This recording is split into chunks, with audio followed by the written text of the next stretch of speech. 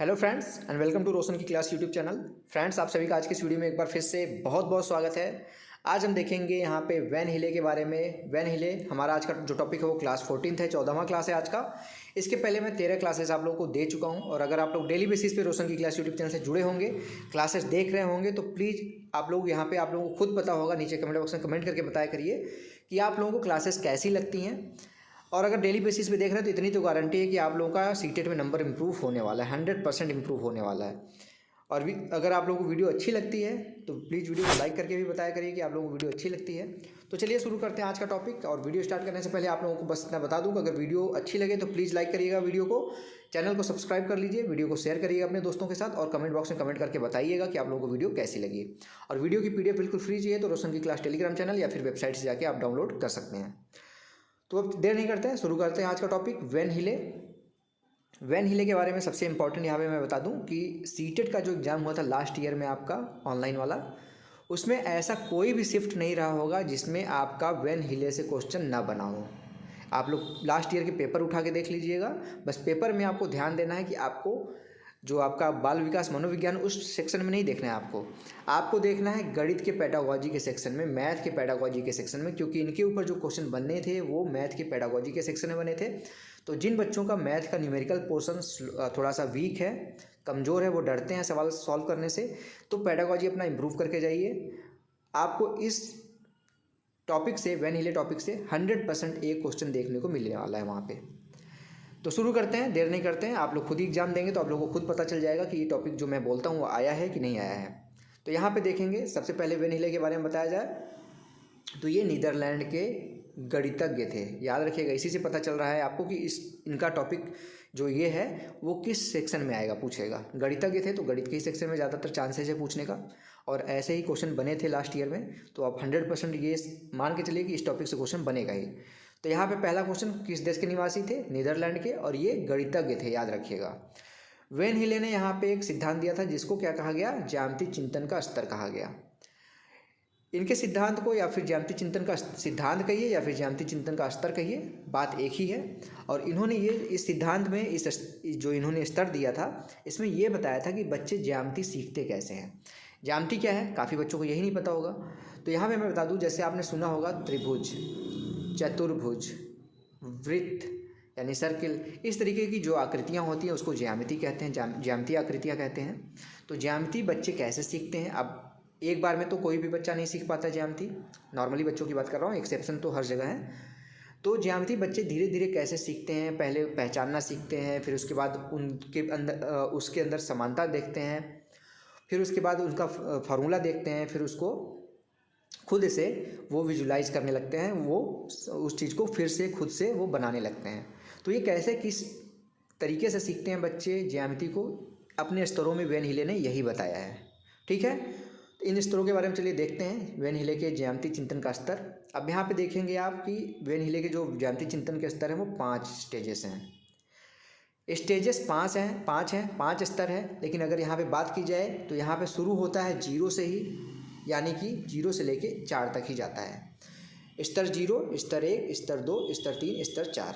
तो यहाँ पे 4 तक ही जाता है, लेकिन आपका टोटल नंबर ऑफ स्टेजेस की बात की जाए तो 5 स्तर होते हैं। पहला यहाँ पे जो स्तर है वो है चाक्षुषीकरण, यानी कि विजुअलाइजेशन, यानी सिर्फ बच्चे देखते हैं। दूसरा जो यहाँ पे स्तर 0 था वो था ये। स्तर 1 है जो नंबर 2 दूसरा है, विश्लेषण करते हैं उस आकृति की। अब विश्लेषण करते हैं बच्चे, एनालिसिस करते हैं उस चीज़ की। अभी मैं डिटेल में भी समझाऊंगा इस चीज़ को, बस अभी एक नंबरिंग बता दे रहा हूँ आपको। फिर जो तीसरा नंबर का है स्तर 2, ये है इनफॉर्मल डिडक्शन, यानी कि अनौपचारिक निगमन करते हैं इसमें। ठीक है, और चौथा स्तर यहाँ पे जो है चौथे नंबर का, वो स्तर 3 है, औपचारिक निगमन करते हैं। इसमें फॉर्मल डिडक्शन करते हैं, फॉर्मूले वगैरह इसमें याद करते हैं बच्चे। और जो लास्ट वाला है स्तर 4, 5वें नंबर का, ये दृढ़ता आता है, इसमें रिगर आता है, यानी कि इसमें बच्चे अब चीज़ों को सीख चुके हैं और उसको अपने से खुद से एक्सप्लेन करने लायक हो गए हैं। तो ये टोटल 5 स्तर हैं, 0 से लेकर 4 तक, स्तर 4 तक। क्वेश्चन जो बनते हैं उसमें काफ़ी कन्फ्यूजन इसलिए होता है क्योंकि यहाँ पे 0 से शुरू होता है, तो यहाँ पे 0 आ जाएगा, स्तर 0 या फिर स्तर 3। तो उसमें बच्चे ये नहीं समझ पाते कि यार ये चौथा है कि 5वां है कि तीसरा है, उसमें इसलिए कन्फ्यूजन होता है। इसलिए ध्यान से सुनिए, ध्यान से चीज़ों को समझिए, आपको क्वेश्चन में ही वो सारी चीज़ें क्लियर हो जाएंगी। पहला है स्तर 0, चाक्षुषीकरण, यानी कि विजुअलाइजेशन। ज्यामितीय चिंतन का स्तर। अब इसमें देखिए, पहले मैं पढ़ता हूँ फिर आपको समझाता हूँ। इसमें बच्चे जो हैं चीज़ों को सिर्फ जानते हैं या उन्हें देखकर उनकी इमेज बना लेते हैं। इसमें बच्चा आकृतियों की दिखावट के अनुसार उसका पहचान करना यानी कि क्लासिफिकेशन कर पाता है। जैसे कि बच्चे को अगर समोसा दिखाए तो उसको ये पता है कि हाँ समोसा जो है वो त्रिभुजाकार है। अगर उसको आपने क्या दिखाया, रोटी दिखा दिया, जैसे यहाँ पे देखिए लिखा गया है, उसको रोटी दिखा दिया गया तो बच्चे उसको देख के ये उनके दिमाग में आ जाएगा हाँ ये गोला है। उनको बिस्कुट दिखाएंगे तो उनको ये पता चल जाएगा कि ये आयत है। तो ये सारी चीज़ें वो देख के समझ पाते हैं और उनको कुछ भी नॉलेज नहीं है उस आकृति के बारे में। जो वेन हिले थे उन्होंने दो चीज़ों को दिखा के यहाँ पे बताया था। सूर्य को दिखा के उन्होंने सर्किल बताया था बच्चों को, गोला बताया था, और जो दरवाज़ा था उसको दिखा के उन्होंने बताया था कि ये आयत है। अब दूसरा यहाँ पे जो नंबर का है स्तर 1, विश्लेषण, एनालिसिस। एनालिसिस में क्या होता है, इस स्तर में बच्चा आकृतियों के गुणों के आधार पर वस्तु का निर्धारण करता है, यानी कि उसको अलग करता है, उसको वर्गीकृत करता है। यह सीखने का एक तार्किक तथा वैज्ञानिक विधि है। उदाहरण के लिए अगर यहाँ पे जैसे बच्चे को वर्ग दिखा दिए आप या फिर आयत दिखा दिए तो अब यहाँ पे फिगर देख के बच्चा समझ जाएगा कि हाँ अंतर करना उसको आ गया है कि हाँ ये आयत है ये वर्ग है। पहले वाले में क्या था, कोई भी चार आकृति का अगर घेरा देखेगा तो उसको सभी को वो आयत कहेगा, क्योंकि उसको पता है कि दरवाज़ा आयत है। तो अगर उसको ये वर्ग भी दिखाएंगे तो उसको लगेगा हाँ ये आयत ही है, ठीक है, उसमें अंतर नहीं कर पाएगा। लेकिन जो स्तर 1 है जिसमें विश्लेषण करता है, जो यहाँ पे तर्क से वो सोचता है, तो यहाँ पे उसको अंतर पता चल गया कि वर्ग क्या है आयत क्या है। अगला स्तर है स्तर नंबर यहाँ पे 2, जो तीसरे नंबर का है, अनौपचारिक निगमन, इनफॉर्मल डिडक्शन। यहाँ पे रिलेशनशिप इसलिए लिख दिया गया है कि आपके जो लास्ट ईयर एग्जाम में आया है वो रिलेशनशिप से एग्जाम में क्वेश्चन बना था, इसलिए यहाँ पे रिलेशनशिप लिख दिया गया है। अब यहाँ पे क्या होगा, इस स्तर में बच्चा आकृतियों के बीच संबंध बनाना शुरू कर देता है और उसके गुणों के आधार पर निचोड़ निकालकर पूर्ण रूप में समझने का प्रयास करता है। यहाँ पे जो ये एक दूसरे से रिलेशनशिप बनाते हैं वो सिमिलैरिटीज़ के आधार पर बनाते हैं। जैसे कि यहाँ पे देखेंगे एक तरफ आयत है एक तरफ वर्ग है, तो यहाँ पे सिमिलैरिटी उसको पता चल गया, रिलेशन बनाने लगेगा कि हाँ यार ये आपका जो वर्ग है ये आयत भी हो सकता है। आयत की प्रॉपर्टी क्या है, आमने सामने की भुजाएं बराबर होती हैं, तो इसमें ये भुजा इसके बराबर है ये भुजा इसके बराबर है, यानी कि जो वर्ग है वो आयत तो हो सकता है, लेकिन जो आयत है क्या वो वर्ग हो सकता है? आयत अगर है तो क्या ये वर्ग हो सकता है? नहीं, ये बच्चा बता देगा यहाँ पे आप ये रिलेशनशिप बना के कि जो आयत होता है वो वर्ग नहीं होता, क्योंकि इसमें वर्ग की क्या प्रॉपर्टी है कि चारों भुजाएं जो सामने सामने की हैं वो बराबर होनी चाहिए। लेकिन इसमें क्या है, ये भुजा इसके बराबर है ये भुजा इसके बराबर है, यानी कि इससे वो पता चल जाता है उसको कि वर्ग जो है वो आयत तो है लेकिन आयत जो है वो वर्ग नहीं है। इस तरीके से वो रिलेशनशिप बनाने लगता है। किस स्तर में? अनौपचारिक निगमन में, स्तर नंबर 2। अगला स्तर है स्तर 3, जो चौथे नंबर का है, औपचारिक निगमन यानी कि फॉर्मल डिडक्शन। फॉर्मल डिडक्शन काफ़ी आसान है, इसमें बच्चे को पता चल गया है, उसने यहाँ पे सारी चीज़ें यहाँ पे सीख ली हैं, निचोड़ के जो ग्रहण किया उसने, उसके सारी चीज़ें पता चल गई हैं, सिमिलैरिटीज रिलेशनशिप सब बना लेता है। अब इसमें क्या कर रहा है वो, अब उन शेप की जो आकृतियाँ उनके फार्मूले यहाँ पे ढूंढ रहा है, वो फार्मूले याद कर रहा है कि अगर बोल दिया जाए कि वर्ग का यहाँ पे पेरीमीटर निकालिए, परिमाप निकालिए, या फिर आयत का परिमाप निकालिए तो कैसे निकलेगा। ठीक है, ये सारी चीज़ें अब बच्चा औपचारिक निगमन में खुद से कर पा रहा है। और लास्ट स्टेज जो है स्टेज 4, दृढ़ता, इसको कहते हैं रिगर, या फिर इसका जो एग्जाम में क्वेश्चन बना था एक्जियोमेटिक से बना था। एक्जियोमेटिक से इसीलिए मैंने यहाँ पे लिखा हुआ क्योंकि आपके एग्जाम में था दृढ़ता को एक्जियोमेटिक लिखा हुआ था। इस स्तर में बच्चा ज्यामितीय चिंतन के अनुसार खुद की चीज़ें यहाँ पे बनाना शुरू कर देता है। जैसे उसको सर्किल दे देंगे तो सर्किल से वो क्या करेगा, ऊपर ऐसे सर्किल बना के इसको बेलन बना देगा। त्रिभुज दे देंगे इस तरीके से तो उसको आगे बढ़ा के ये प्रिज्म बना देगा इस तरीके से। तो अब वो बच्चा खुद से कुछ आकृतियों का यहाँ पे जो आकृतियाँ उसने सीखी है उससे वो खुद के अनुसार उस चीज़ों को बना रहा है। दृढ़ता में यही करते हैं। तो ये थे दोस्तों आज का जो पूरा यहाँ पे 5 स्तर था 0 से लेकर 4 तक, वो मैंने दिखा दिया आप लोगों को। अब इसी के ऊपर क्वेश्चन कुछ बनते हैं जो आपके सीटेट में आए हुए थे, वो देख लेते हैं। देखिएगा जरूर क्वेश्चंस को, क्योंकि सीटेट में डायरेक्ट ऐसे क्वेश्चन बन जाते हैं। और मैथ के पेडागोजी में है तो कितना इंपॉर्टेंट रोल प्ले करेंगे आपके एग्जाम में नंबर्स में, ये आप खुद ही समझ सकते हैं।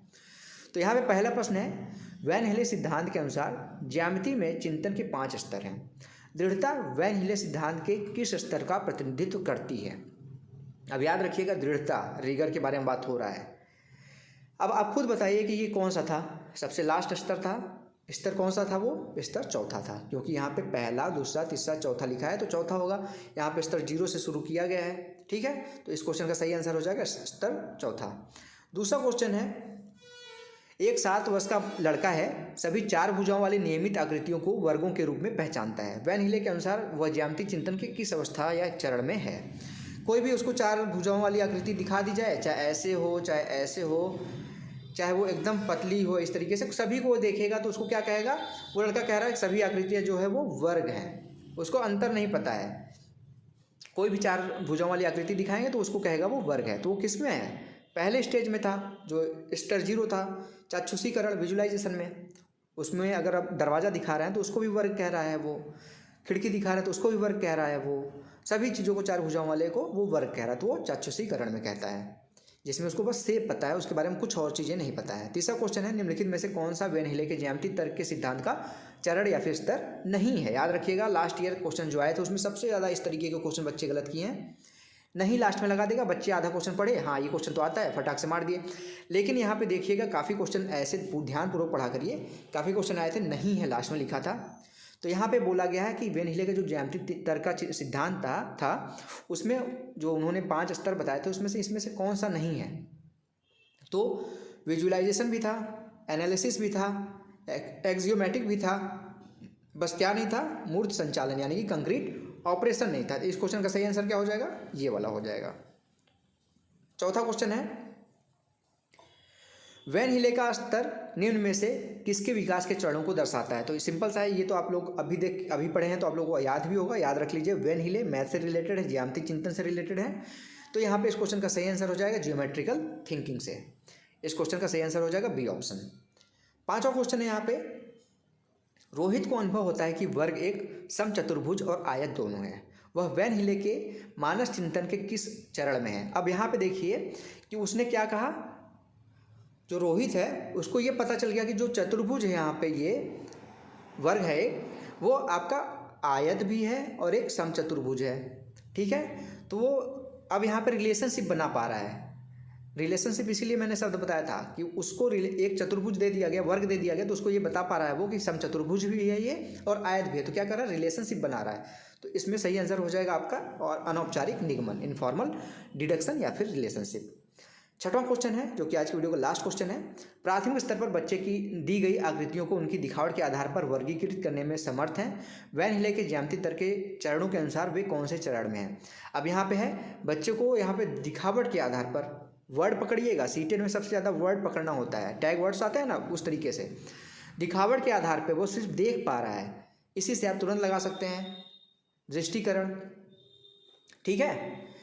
तो ये हो गया दोस्तों आज का वीडियो। अगर आप लोगों को आज की वीडियो पसंद आई तो प्लीज़ वीडियो को लाइक करना मत भूलिएगा। और अगर आप लोग सीटेट, यूपीटेट या फिर सुपर टेट की क्लासेस बिल्कुल फ्री में देखना चाहते हैं तो रोशन की क्लास यूट्यूब चैनल को सब्सक्राइब कर लीजिए, साथ ही साथ बेल आइकन को दबा के रखिए। तो फ्रेंड्स मिलते हैं नेक्स्ट वीडियो में, तब तक के लिए आप सभी का बहुत बहुत धन्यवाद। जय हिंद, वंदे मातरम।